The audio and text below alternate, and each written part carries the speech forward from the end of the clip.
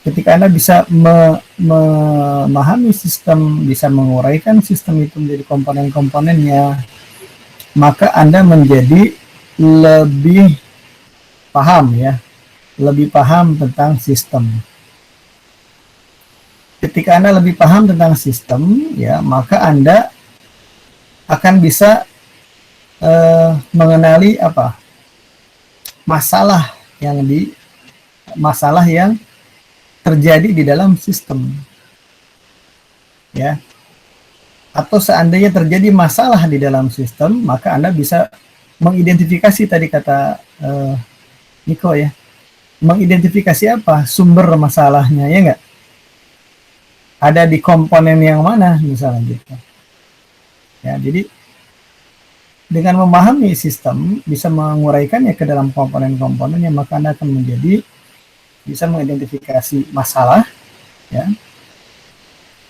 Kemudian Anda bisa mengisolasi masalah itu, ya, mengisolasi ya. Jadi Anda tahu nih, oh ini di bagian misalnya komponen prosesnya atau activitiesnya ya, atau ada di komponen resourcesnya. Oke. Nah, ketika Anda tidak mengetahui komponen-komponen sistem, tidak bisa menguraikannya, maka ketika terjadi masalah dengan sistem, Anda akan sulit, ya enggak, mengisolasinya masalah tadi itu, memahami sebab-sebabnya di mana masalah itu terjadi, dan ujungnya di mana? Ujungnya adalah ke problem solving, ya enggak? Ujungnya adalah ke problem solvingnya, bagaimana problem solvingnya. Oke. Jadi ini akan terkait dengan materi kita di pertemuan sekarang ya, yaitu tentang berpikir sistem.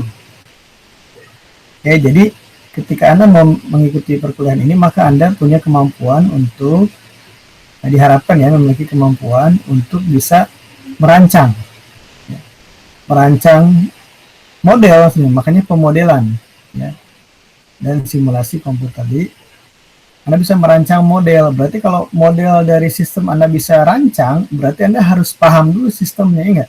Real sistemnya, sistem nyatanya harus paham dulu, sehingga bisa Anda modelkan. Karena model itu adalah tiruan, ya enggak? Tiruan dari sistem nyata. Representasi, imitasi, dan lain sebagainya. Bisa kita sebutkan istilahnya. Ya. Oke. Jadi kita masuk ke pertemuan yang kedua ini ya. Minimal tadi ada jembatannya ya, kita dari pertemuan pertama ke kedua. Ini saya udah share screen ya untuk slide-nya. Nah, berpikir sistem atau system thinking. Ya.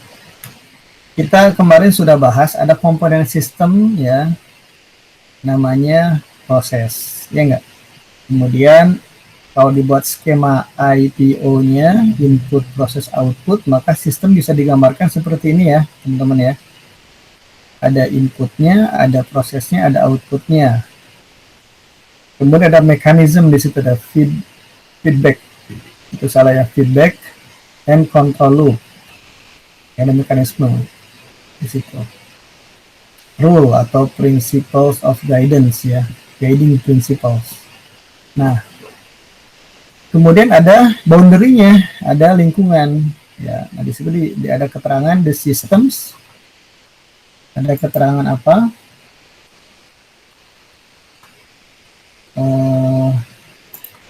Ada keterangan di sini constantly changing ya. Jadi sistem lingkungan itu senantiasa berubah, lingkungan dari sistem itu secara konstan, dia mengalami perubahan terus-menerus. Ya. Nah, di sini ada stressing point bahwa proses, ya, di sini proses adalah menunjukkan sistem itu sendiri ya. Jadi si sistem itu lebih diwakili oleh prosesnya ya. Nanti saya jelaskan kenapa. Di sini ada definisi bahwa proses adalah ya pekerjaan atau aktivitas ya yang dilakukan ya atau sebagai respon terhadap aliran dan kondisi dari data yang datang. Ini lebih banyak konteksnya memang ke IT ya untuk yang ini. Tapi intinya adalah proses adalah kegiatan-kegiatan yang merubah atau memproses ya, atau mentransformasi, bisa mengkonversi entitas ya, incoming entitas. Nah, kita di sini istilahnya incoming data ya. Tapi kalau yang kemarin yang kita bahas incoming entities ya, jadi entitas yang masuk. Entitas yang masuk berarti incoming entities ya. Kemudian ditransformasi, dikonversi ya. Macam-macam nih pengertiannya, bisa dilayani kalau jasa ya, untuk bisa menghasilkan output. Okay. Nah, output di sini berarti outgoing entities ya, outgoing entities, entitas yang keluar.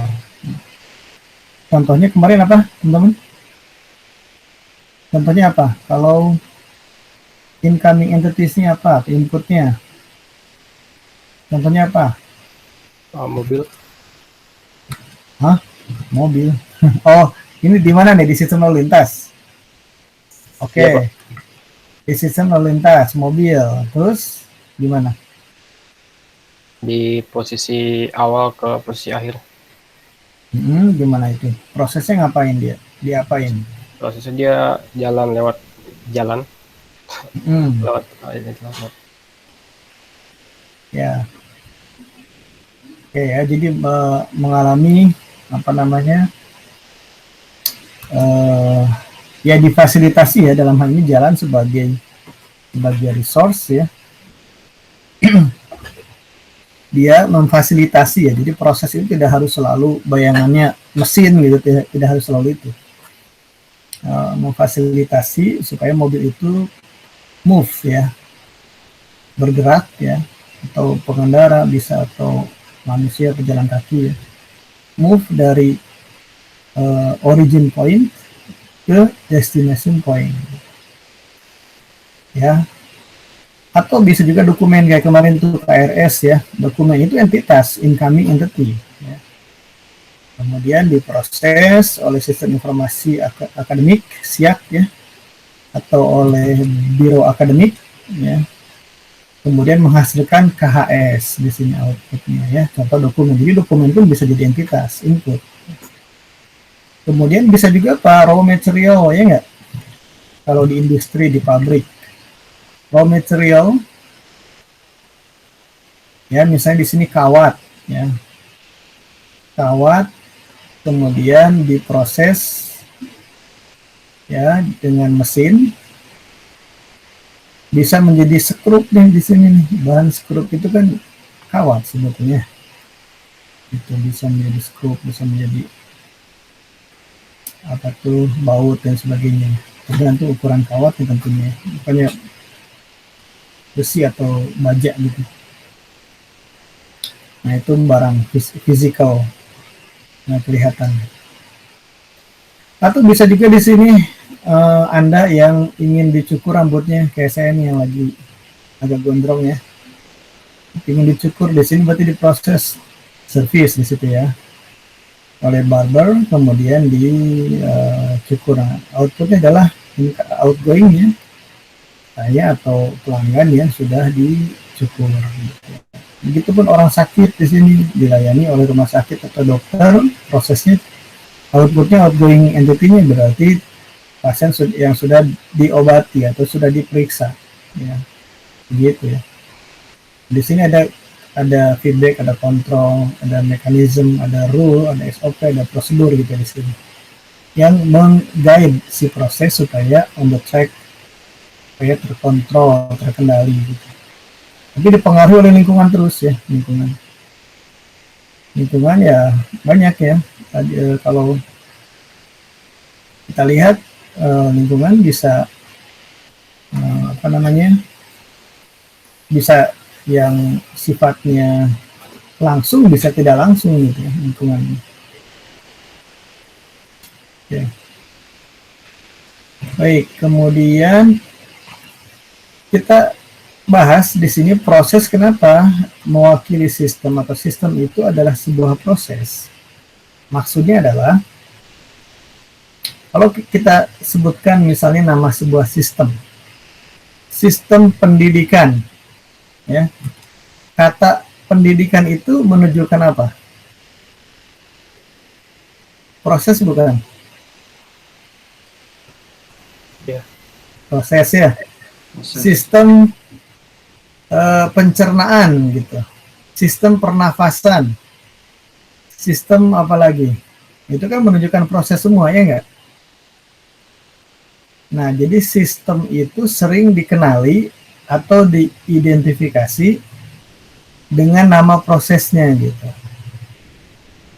Ya. Meskipun di dalam sistem itu ada komponen sistem yang kemarin 7 ya, 7. Jadi yang mewakili nama sistem biasanya adalah komponen yang bernama proses itu. Karena itulah bagian utamanya gitu ya. Gitu. Jadi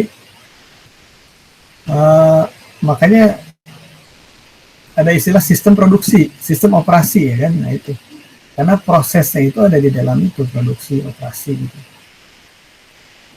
Sistem apalagi ya? Perkuliahan ya, kan ada proses perkuliahan. Sistem transportasi, karena ada proses transportasi di dalamnya. Ya. Pemindahan. Begitu ya. Jadi makanya di sini ada pernyataan a system is a process. Jadi intinya sebenarnya sistem itu adalah proses. Oke.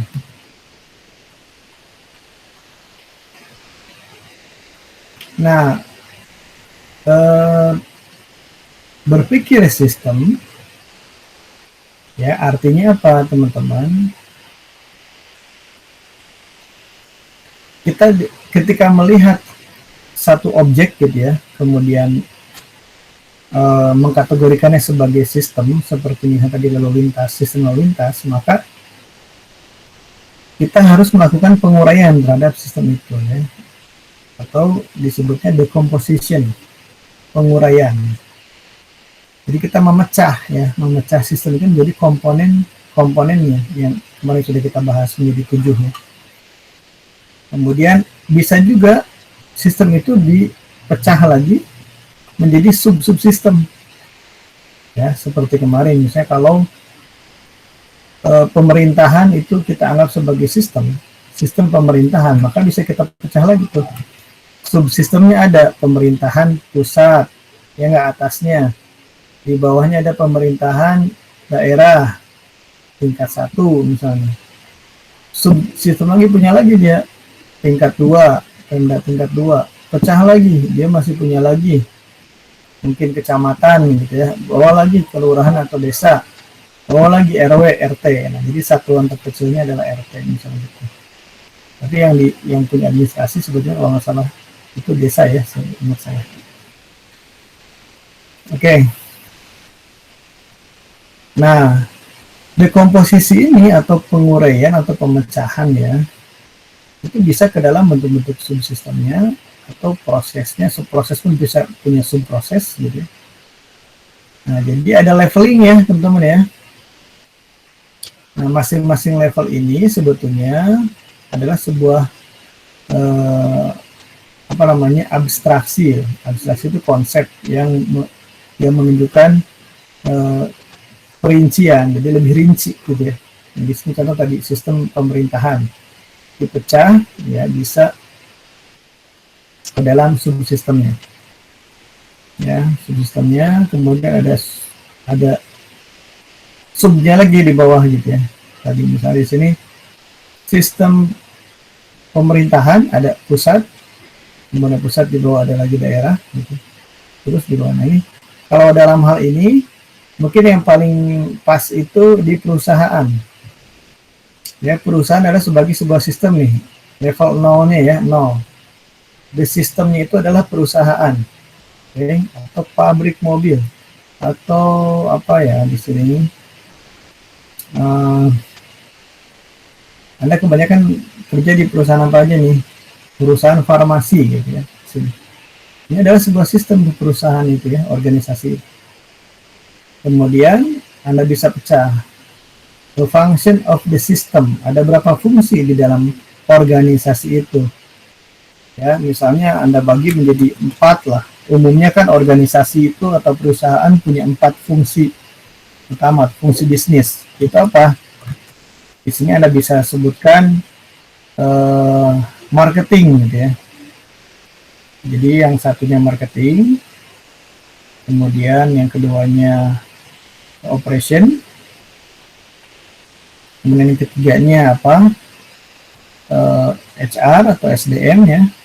Dan yang keempat adalah finance atau keuangan gitu. Nah, itu contohnya seperti itu.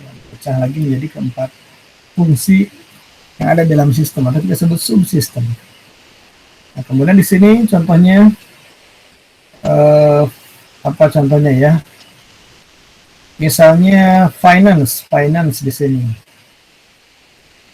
Kemudian dia punya subsistemnya lagi ya. Bawahnya lagi ada, itu menunjukkan activity of the function. Jadi mungkin finance bisa, saya nggak tahu, kurang paham banget ya, bisa tergantung sama perusahaannya. Misalnya dibagi lagi, ada bagian accounting, ada bagian apa lagi teman-teman? Pajak, Tax, treasury boleh. Budgeting mungkin dipisah, boleh jadi, karena accounting itu mungkin dia lebih ke transaksi, pencatatan transaksi, jadi dia tidak mengatur budget gitu ya. Apalagi ya, lagi tax ya boleh masuk pajaknya, atau yang lain. Contohnya misalnya di sini apa, marketing dibagi lagi ya, bisa apa ya, misalnya marketing, customer, bisa customer service atau customer relationship ya. Ada apalagi tuh, marketing communication mungkin, salesnya Pak. Salesnya betul, salesnya gitu. Nah nanti kalau satuan activity itu sudah habis ya, maka kemudian diturunkan itu ke task. Task itu jadi bahasa kitanya apa ya, pekerjaan lah gitu ya, pekerjaan, tugas lah, lebih ke tugas sebetulnya. Tugas. Jadi kalau misalnya tadi accounting ya, di sini contoh ini finance, ini accounting ya. Accounting itu tugasnya apa saja gitu. Nah, tugas 1, tugas 2, tugas 3 gitu ya. Nah, gitu. Kemudian di sini budgeting sama, punya tugasnya 1, 2. Nah, itu task ini sebetulnya adalah sub proses ya. Gitu. Atau kalau Anda ini ada lagi, turunnya ada lagi di bawah subtask, berarti kan ada lagi subprosesnya gitu. Jadi ini sebetulnya dekomposisi, pemecahan dari sistem menjadi sub-subsistemnya, atau dari proses menjadi sub-subprosesnya gitu. Ya, jadi di dalam konsep berpikir sistem, keywordnya yang teman-teman harus ingat adalah istilah decomposition ini ya teman-teman ya. Ciri karakteristik dari yang namanya dekomposisi, pemecahan sistem.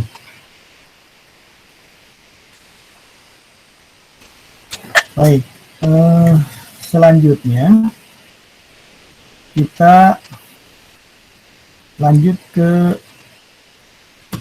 slide yang kedua ya teman-teman. Untuk apa sih kita berpikir sistem? Berpikir sistem adalah untuk bisa ya, pertama dalam mengaplikasikan berpikir sistem. Jadi kita perlu melihat ya yang namanya fenomena itu. Di sini thinking about phenomena as hierarchically organized worlds. Jadi kejadian misalnya teman-teman ya, pandemi COVID-19 gitu ya. Nah, pandemi COVID-19 itu sebuah fenomena ya, sebuah fenomena. Nah, ketika kita melihat COVID-19 ini sebagai sebuah fenomena, maka dengan konsep berpikir sistem ya yang kita sudah pahami, maka kita akan bisa mengaplikasikan nih berpikir sistem ini. Kalau dia adalah sebagai sebuah sesuatu yang tidak terpisah begitu saja, tapi ada sistem ada keseluruhannya nih gitu ya. Jadi COVID-19 itu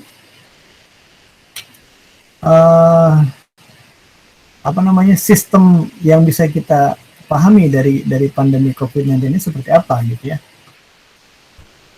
Misalnya apa teman-teman ya? Pertama itu adalah ya betul itu adalah masalah kesehatan ya nggak? Fenomena yang berhubungan dengan kesehatan. Oke. Nah, kalau kita misalnya hanya melihat satu aspek saja, kesehatan saja, ya, tidak melihatnya sebagai satu holistik ya, secara holistik kita tidak melihatnya si COVID-19 ini, maka kita akan terjebak ya pada situasi di mana kita tidak bisa menyelesaikan masalah itu. Misalnya gini contoh, kita menganggap ini kan masalah virus ya, masalah penyakit ya. Berarti ini urusan medis dong, ya enggak? Ini urusan para medis gitu, urusan ilmuwan biologi atau biologis ya, atau virologis gitu ya, ahli virus gitu. Sudah biarkan saja gitu. Ya. Nah, kalau kita terjebak dengan cara berpikir parsial seperti itu, maka kita tidak bisa menyelesaikan masalah pandemi COVID ini.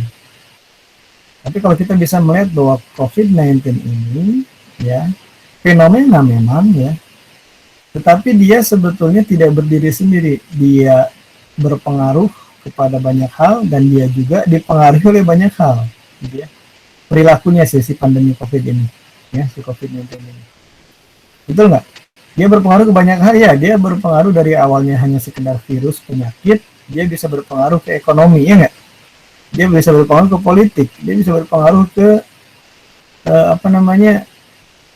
cara berkomunikasi, cara berinteraksi masyarakat, sosial berarti kan, konsep agama bahkan kenanya nggak? Dia kan berpengaruh kepada agama kan, dan lain sebagainya, kompleks nih. Dan juga sebaliknya, dia pun dipengaruhi gitu oleh yang lain-lainnya. Misalnya apa? Tingkat penyebarannya dipengaruhi nggak dengan perilaku masyarakat, dipengaruhi ya nggak? Ya. Gitu. Nah, jadi kita bisa menstrukturisasi bisa gitu ya, mensistematisasi ini fenomena ini gitu, fenomena si COVID ini. Nah, dari situ kalau kita mampu melakukan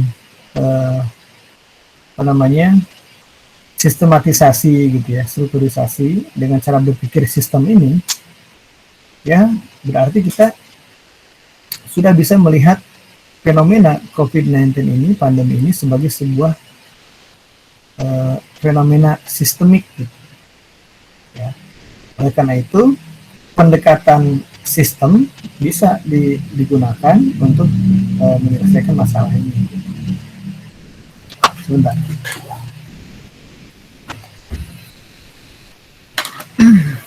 Oke. Nah, kemudian yang kedua,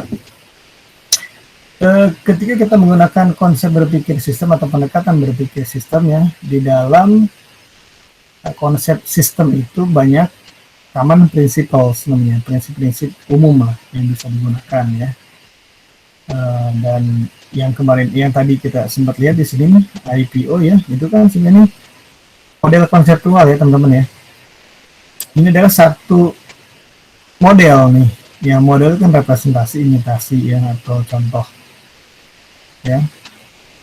Ini memodelkan dari sistem gitu ya. Jadi yang pandemi COVID pun bisa kita buat seperti ini, bisa nih ya. Jadi common principles-nya ada yang kemarin minggu lalu kita sudah sempat bahas bahwa sistem itu bisa terdiri dari 7 komponen. Nah, itu berarti kan common principles nih ya. Dia punya lingkungan bisa mempengaruhi ya, dia constantly changing. Nah, itu common principles ya. Nah, kemudian dengan menerapkan pendekatan sistem, maka kita bisa mendefinisikan input apa dan output apa yang masuk atau keluar dari sistem.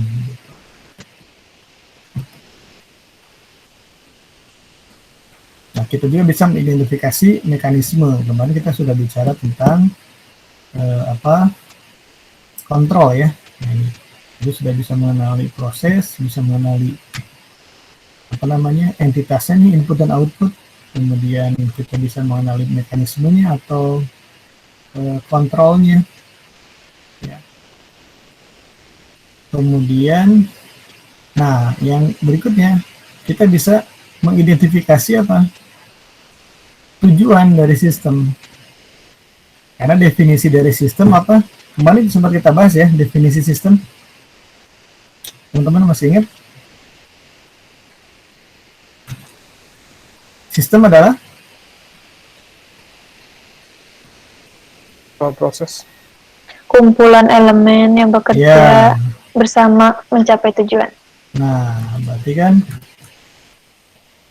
ketika kita berpikir sistem, menganggap pandemi COVID-19 sebagai sistem, ya, maka kita bisa mengidentifikasi nih, ya. Kalau sistem misalnya kita anggap ini sekarang kita ingin menangani si COVID-19 ini. Kita buat misalnya sistem penanganan pandemi COVID-19. Berarti kan purpose atau goals-nya kita jelas nih, ya. Kita ingin mengurangi, pertama kita ingin mengurangi jumlah kasus positif, itu kita mengurangi penyebarannya, berarti mengurangi jumlah pasien yang meninggal, ya, atau menemukan vaksinnya, kan itu semua goalsnya, tujuannya ya. Yang muaranya adalah untuk mengatasi atau menangani pandemi COVID-19 ini. Ya, jadi kita bisa mengidentifikasi nih, oke, kalau begitu, kalau purpose-nya seperti itu, tujuannya seperti itu, ini bukan tanggung jawab atau bukan hanya urusan medis semata, gitu. Ini melibatkan banyak komponen, ya. Berarti ini sistemnya sudah bukan lagi sistem kesehatan saja ya. Ini sudah kaitannya sama sistem politik, makanya pemerintah terlibat, ya enggak? Ada sistem ekonomi, makanya kemudian ada dana yang digelontorkan berapa ratus triliun, 600-an ya kalau nggak salah ya, dana penanganan COVID itu. Mungkin ada ekonomi disuruh menghemat dari semua pos-pos yang kurang begitu mendesak gitu, bukan nggak penting, kurang begitu urgent dialihkan gitu misalnya kan. Jadi dari sistem politiknya pun ikut terlibat, keuangan juga, ekonominya semua sama, sampai harus ada fatwa MUI segala ini. Nah, ini semua berarti apa? Ketika menangani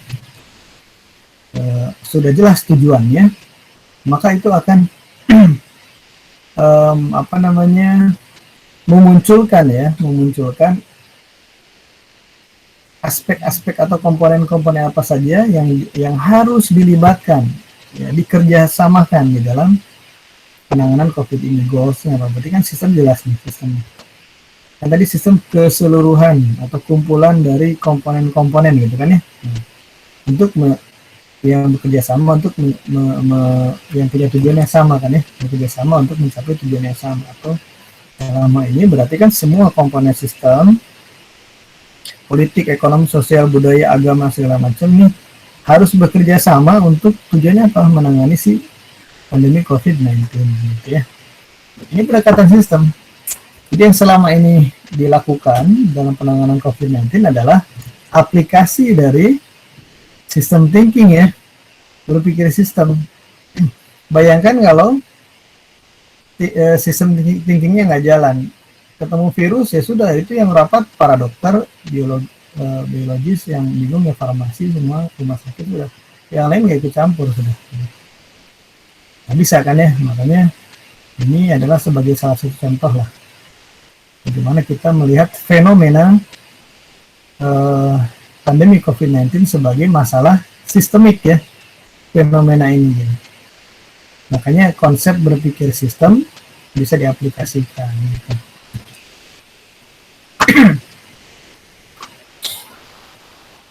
Oke, kemudian ketika kita sudah bisa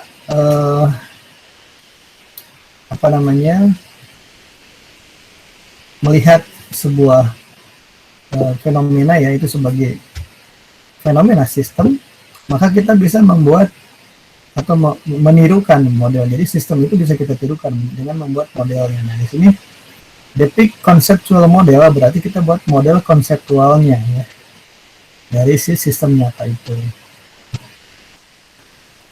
Nah ya, di sini ada. Jadi kalau teman-teman lihat kemarin di klasifikasi model, ya nggak, kemarin sudah ya kita bahas ya. Ada konseptual model kan?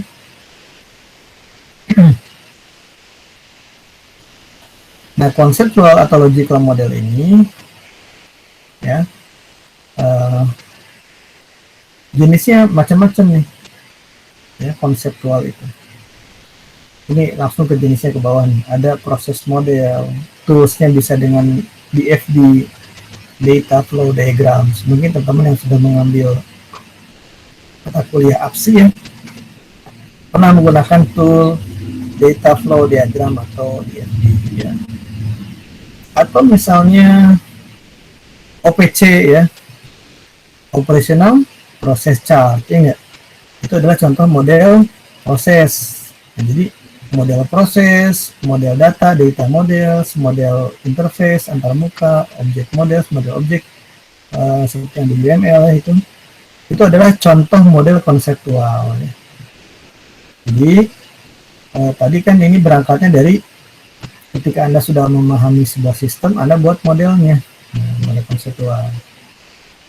Jenisnya bisa model proses, bisa model data, bisa model interface, bisa model objek. Toolsnya apa? Ada DFD, DRD kalau data models ya, DRD, ada diagram konteks diagram untuk interface ya, ada UML. Ini nanti pendalamannya kita bahas lebih lanjut nanti. Ini yang tadi ya. Nah, kalau teman-teman lihat decomposition diagram dekomposisi atau diagram hierarki seperti ini ya, yang bersifat top down, dari atas, dari paling puncak ke bawah menurun, atau juga adalah merupakan pemecahan fungsi-fungsi dari sistemnya ini ada sesuatu yang tidak asing ya bagi kita semua teman-teman. Ini paling jelas ada di mana teman-teman bentuk seperti ini. Ini model konseptual loh, model konsep diagram dekomposisi ini, model atau diagram hierarki ini. Teman-teman pernah melihat ini atau sering berhubungan dengan ini di mana? PR. Apa? Di HR, Pak. HR itu sebagai apa di situ? Contohnya apa? Organigram struktural pabrik. Betul, organigram ya, atau struktur organisasi ya.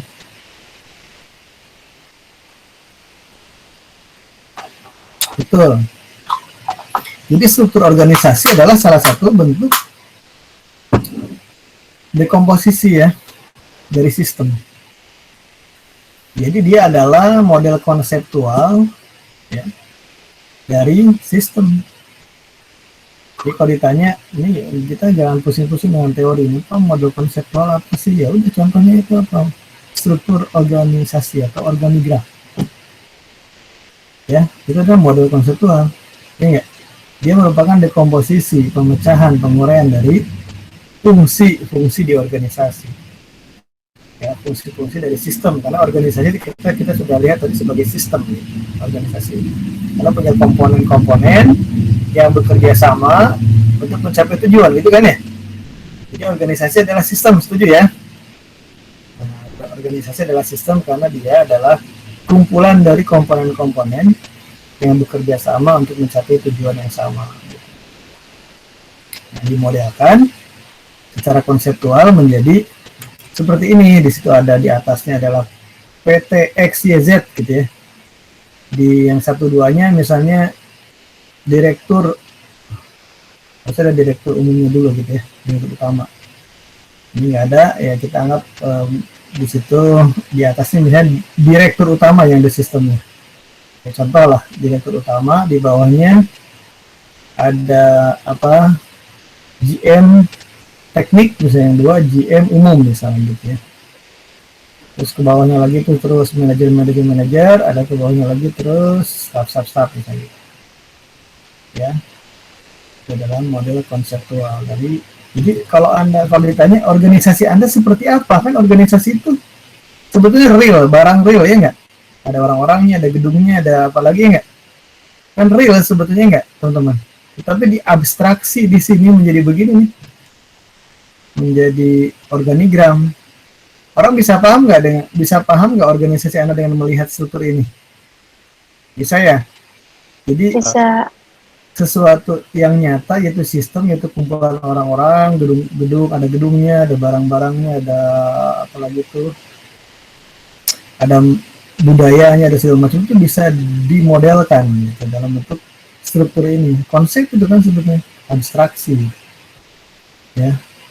Jadi dengan melihat struktur organisasi itu, struktur organigram, maka teman-teman bisa memahami sistem itu, itu organisasi itu. Jadi model membantu Anda memahami sistemnya enggak? Kalau di situ yang ditulisnya adalah misalnya, contoh ya, yang di atas itu yang ditulis adalah yayasan, yang di sistem 0 itu ya. Kemudian ke bawahnya baru tuh ada misalnya pengawas, yang keduanya pelaksana, oke. Atau di atas itu pembina ya, pembina yayasan. Di bawahnya itu ada pelaksana, ada pengawasnya. Itu kan akan beda dengan tadi yang di atas itu direktur utama. Karena akan bisa membedakan, di atasnya pembina, di yang satu lagi dia direktur utama, yang satu pasti ini yayasan gitu ya. Kalau yang satu ini pasti ini perusahaan lah, company gitu. Kayak gitu.